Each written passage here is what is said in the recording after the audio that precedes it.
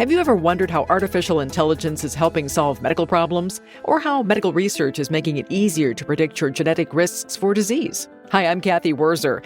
Tomorrow's Cure, a podcast from Mayo Clinic and PRX, is back for Season 2. Join me as I interview experts who are shaping the future of healthcare with groundbreaking advancements. What they describe may sound futuristic, but listen and you'll find out. Tomorrow's Cure is already here. Find it now wherever you get your podcasts.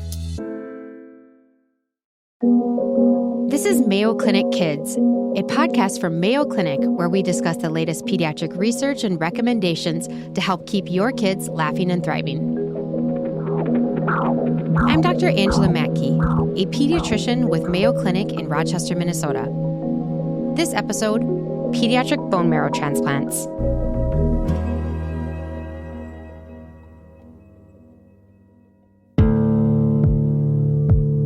When Dr. Mira Kohorst goes to a dinner party, she has a hard time answering the question, what do you do? And not just because it's complex. Oh, this is a question that I dread more than almost any other. And I sometimes try to say, I'm in healthcare or something more vague, because it's not great dinner conversations sometimes to get into the details of what I do. But people aren't usually satisfied with that, so it ends up being that the truth comes out about what I do, which is hematologist would be a blood disorder doctor, and an oncologist would be a cancer doctor.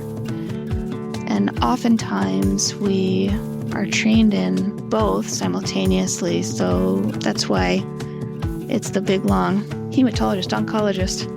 But typically when I explain that I'm a doctor for children with blood or cancer disorders, immediately you get the big sad eyes and, that must be so hard. How do you handle that? I could never do that. And the truth is that I love my job. I am so fulfilled by being able to help these families. But there are days that are profoundly challenging and difficult for me emotionally, but it is so rewarding, and certainly there are more good days than bad days. And I just feel like it's the privilege of a lifetime to be able to care for these children.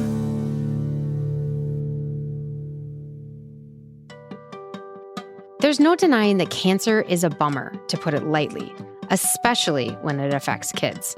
But we're not here to talk about cancer. We're here to talk about a powerful treatment, pediatric bone marrow transplants. On a basic level, pediatric bone marrow transplants are exactly what they sound like, taking bone marrow from one person and giving it to another. For blood diseases like leukemia and other blood cancers, these transplants can be an amazing tool for treatment, and sometimes even a cure. Hopefully, most of us go through life never needing to know what a bone marrow transplant is. But there's power in knowing, especially since the key to another kid's cure might be in your very own blood. This episode, Dr. Mira Kohorst is here to tell us more about this revolutionary treatment and how it's becoming available to more and more kids. Mira is a pediatric hematologist and oncologist at Mayo Clinic who uses bone marrow transplants to treat blood diseases in kids. A lot of us might think of bone marrow when we're making soup or something like that, but we probably think less about the marrow in our own bodies. What is bone marrow and what does it do for us? Bone marrow is kind of the blood factory. So it makes all of our blood cells in our body, including the red blood cells and the white blood cells, which make up our immune system. It's a very important part of our body that helps provide vital substances for us to continue to live. Do all of our bones make bone marrow, or are they primarily just in certain bones? All of the bones have some bone marrow, and some have more than others. For example, our long bones tend to have quite a bit. And then the place where we have probably the most is in our pelvis, in our hip bones. And so when we are talking about doing a bone marrow transplant, that's actually the place that we go to get the bone marrow. And why do we get bone marrow from the pelvis and not a long bone like a femur or something? It tends to be an easier place to access we can get to that place without going through any critical structures. And there's a wider area to target, so it's just easier from a procedure standpoint. I mean, that makes sense because there's so many muscles and nerves and vessels, like in the lower extremities. So what causes a patient to actually need a bone marrow transplant? There are a lot of different categories of health conditions that may benefit from a bone marrow transplant. So typically we think about transplanting the bone marrow when there's either a problem in the bone marrow, like a blood cancer, or let's say there's a problem with the way that the blood is made, like in sickle cell disease, for example, or sometimes if it just doesn't produce enough. So we have some patients that have a condition called aplastic anemia, which is where the bone marrow just doesn't produce enough blood cells to sustain us.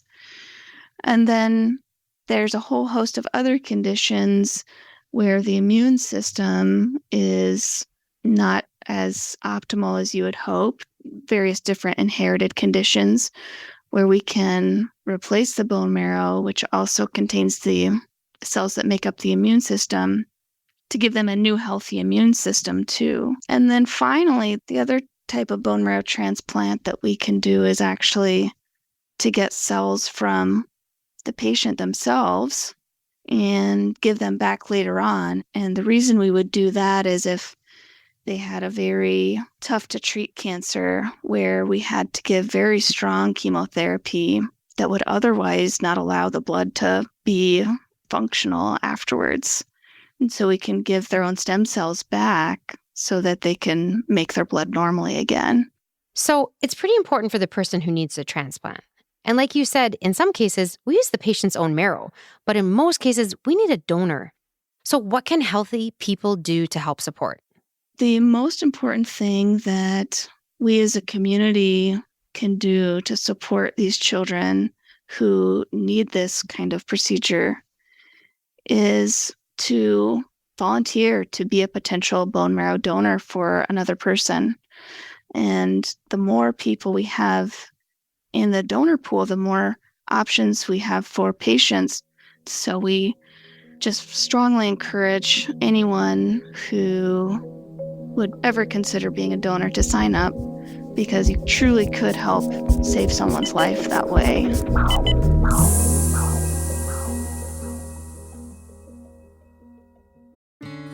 Pregnancy is an important time in our lives, full of thrills, unknowns, critical decisions, and big celebrations. You don't have to navigate any of those moments alone. In the book, you'll get the latest expertise from Mayo Clinic specialists, month-by-month chapters, milestones to watch for, and key steps in your prenatal care. Get your copy of Mayo Clinic Guide to a Healthy Pregnancy today at mcpress.mayoclinic.org and use code KIDS for 10% off your order. That's KIDS for 10% off your order.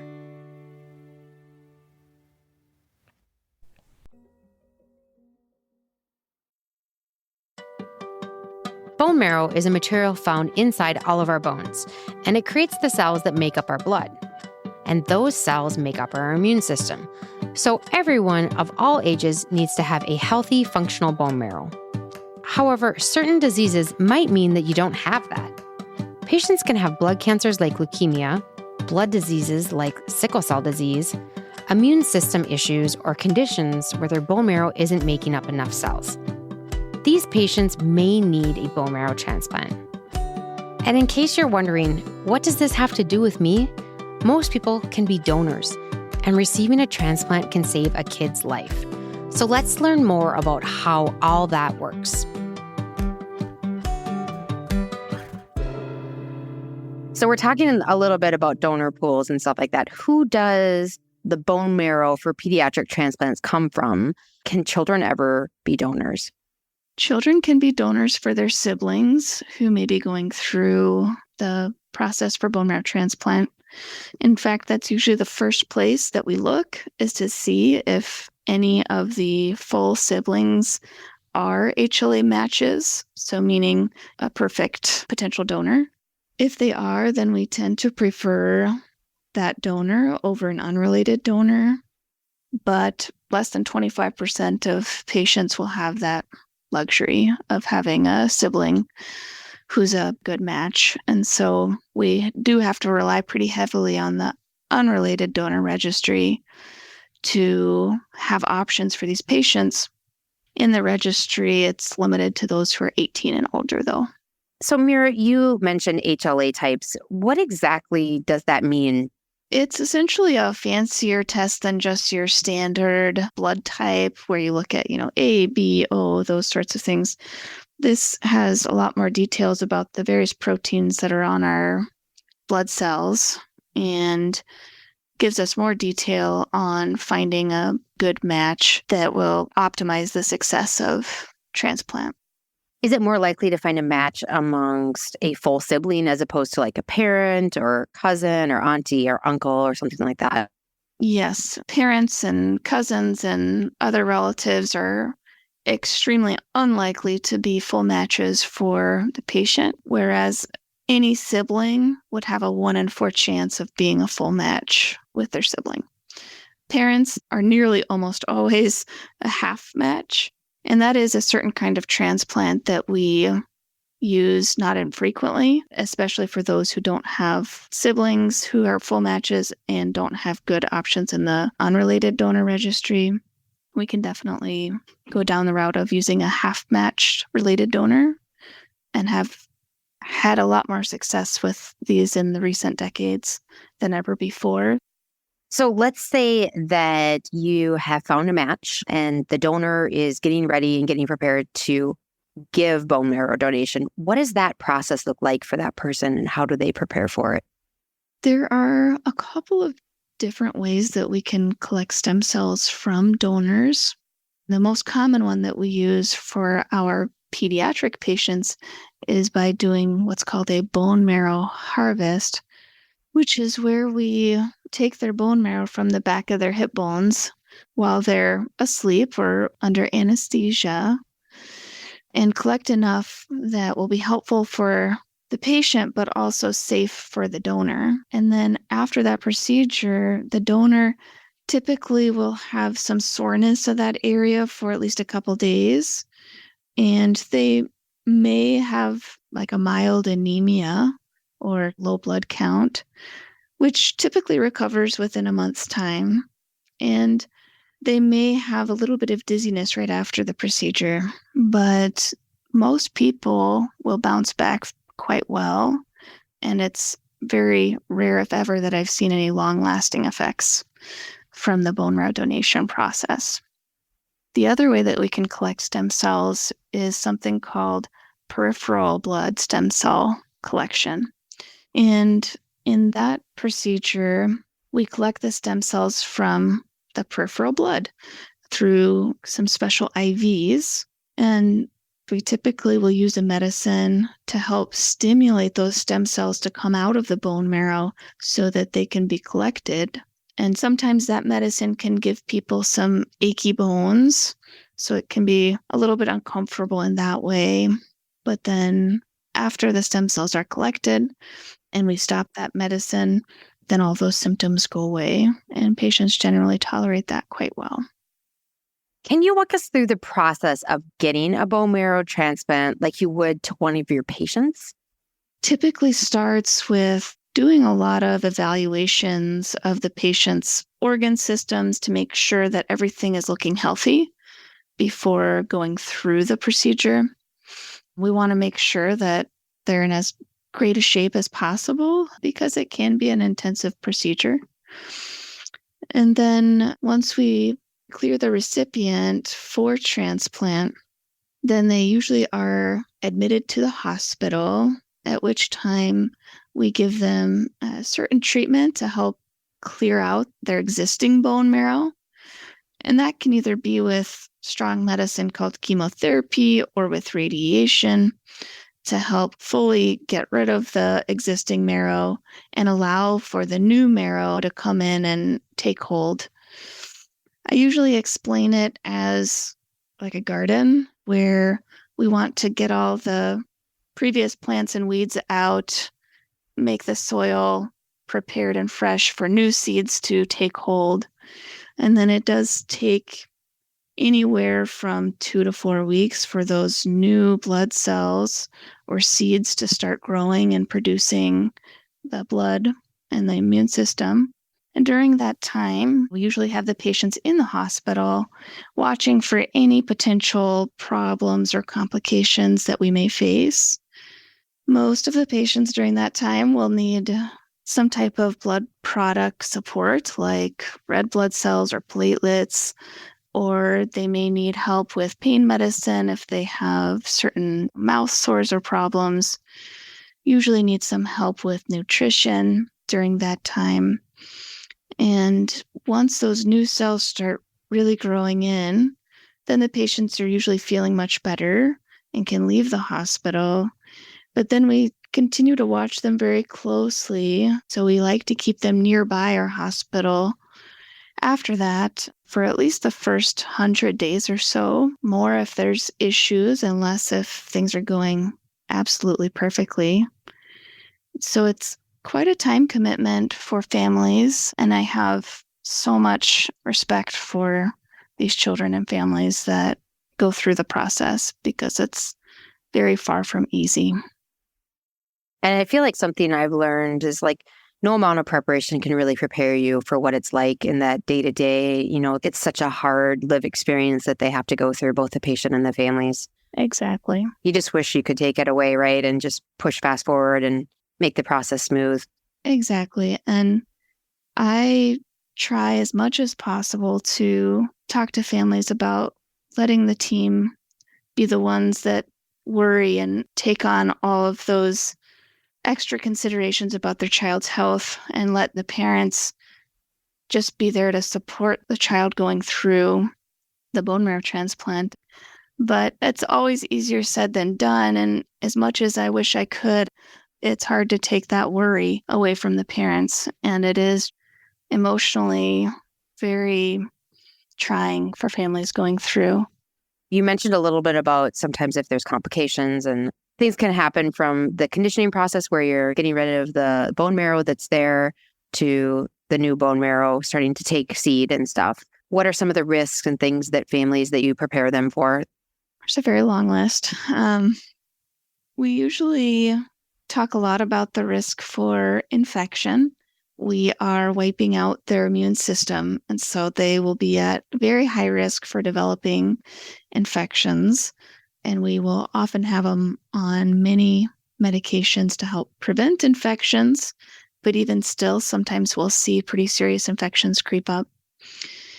We also often will see the need for a lot of blood transfusions just because the bone marrow is kind of wiped out. And until it starts making new blood cells, there's several weeks where we need external support from that standpoint.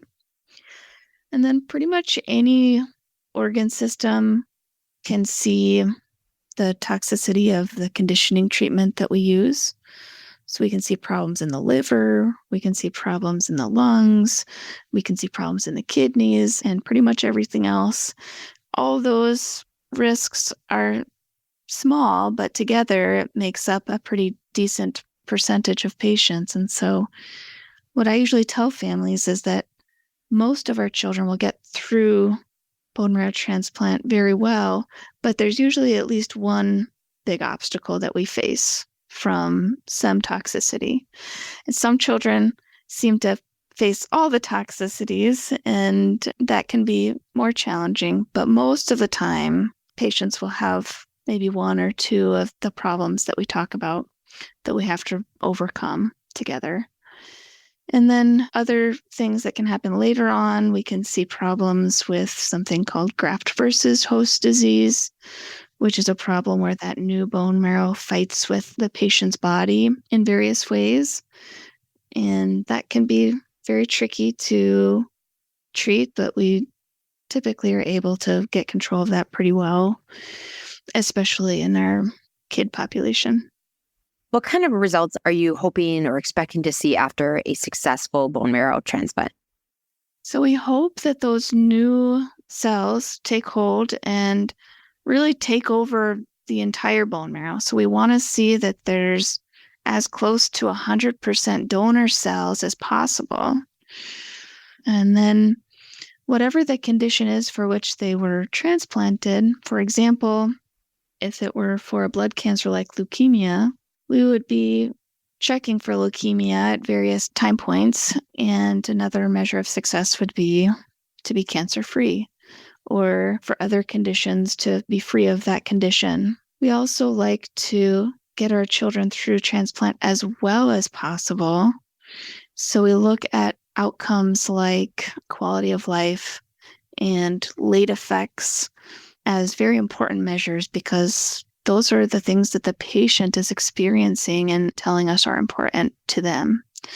So almost as important as getting the disease under control is making sure we can do that while keeping the child as healthy as possible and having the best quality of life as possible. Seeing them back at school, seeing them back to playing with their friends, seeing their hair come back and them having self-confidence, and seeing them just become normal kids again. For me, that's the most gratifying.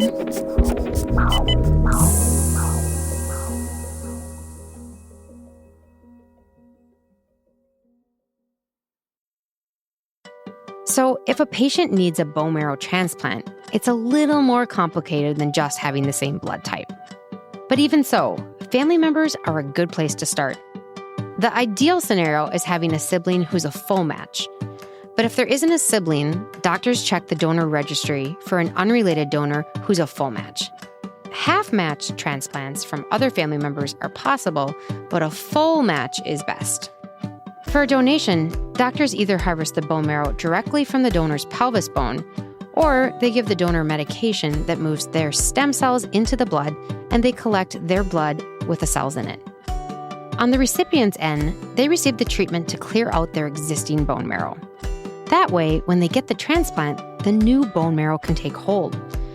It sounds simple, but it's a long and complicated process, and there are a lot of risks, but it's worth the reward of potentially reclaiming a healthy childhood. So that's how it works on the individual level.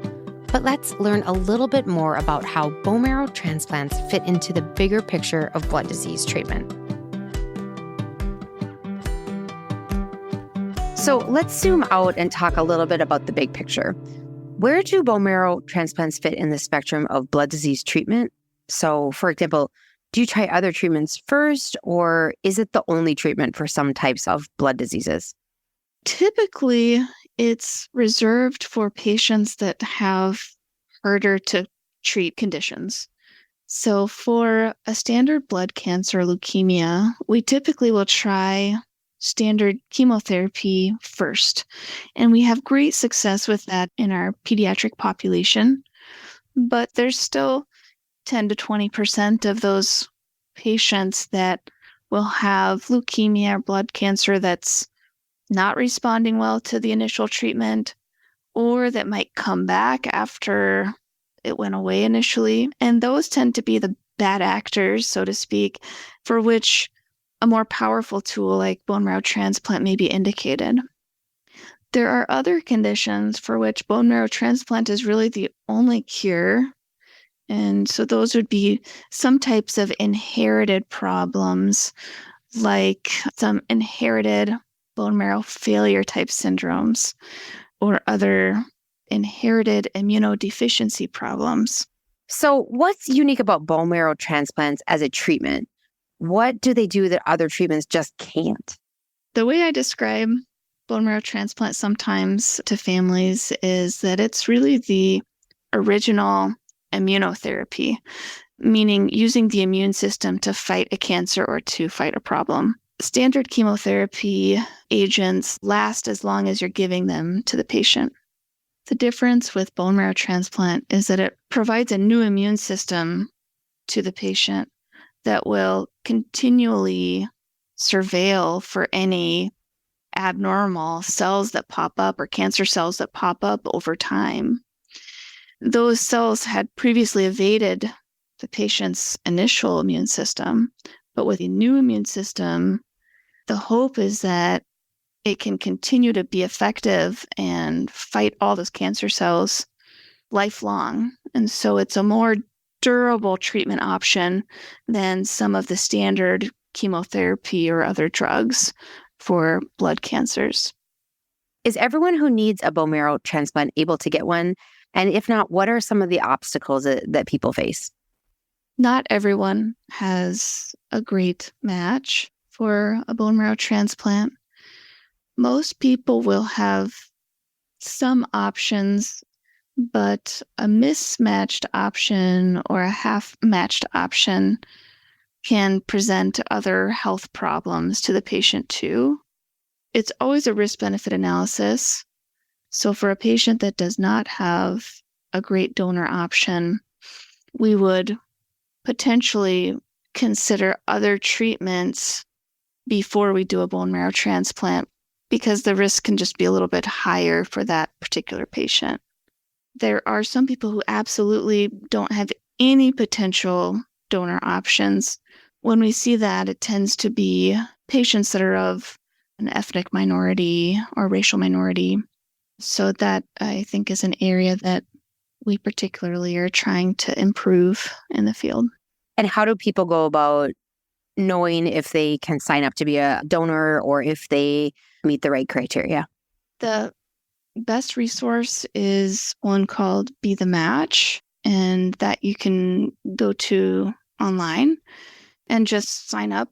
They will send you a kit where you swab the inside of your cheek and send it back. It's very easy. And then they have that information stored in the registry to see if you could potentially match up with somebody who needs a bone marrow transplant. And then if there is a potential match identified, then that potential donor is notified. And then the donor would go through a number of health screenings to make sure they were healthy enough to proceed with donation. I got to say, I kind of have a bone to pick. So I've been in the donor pool for a while, but now I'm too old. Do they no longer take bone marrow transplants, or is that just like you can't sign up after 40 per se? They may still consider, but it's a lesser. You say my blood cells aren't as good. If there are options, they tend to go with the youngest. And that's based out of a lot of data that younger donors have better potential outcomes. Our young adults that are in their 20s, 30s, that's the population that tends to have the best bone marrow. All right. So all you 20 and 30-year-olds who are not in their fourth decade like me, you need to go and be the match is what I'm hearing. And especially people of color, right? We need to increase the donor pool. Correct. To make sure that we have more matches available for people of color. Yes, it's certainly an area that we can improve healthcare disparities. So you don't have to pay for anything. It's free and your data is protected. Probably more so than anything else online, I would imagine. The only thing that they're looking at is the HLA typing. So there's no secret fancy genetics that people are trying to steal. It is very protected. Mira, thank you so much for joining us today and teaching us about pediatric bone marrow transplant. My pleasure.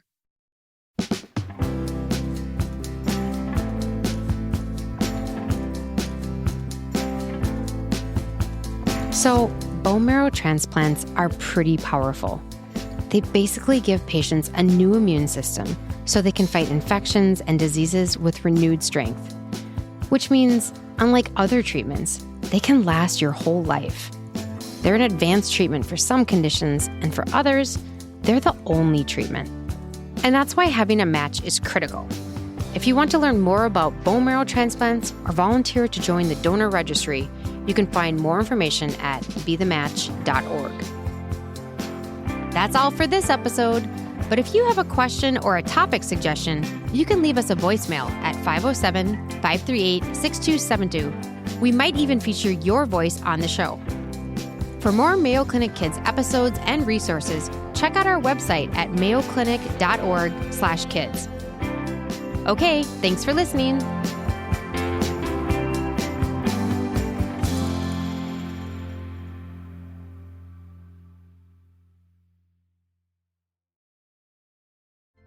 Have you ever wondered how artificial intelligence is helping solve medical problems, or how medical research is making it easier to predict your genetic risks for disease? Hi, I'm Kathy Wurzer.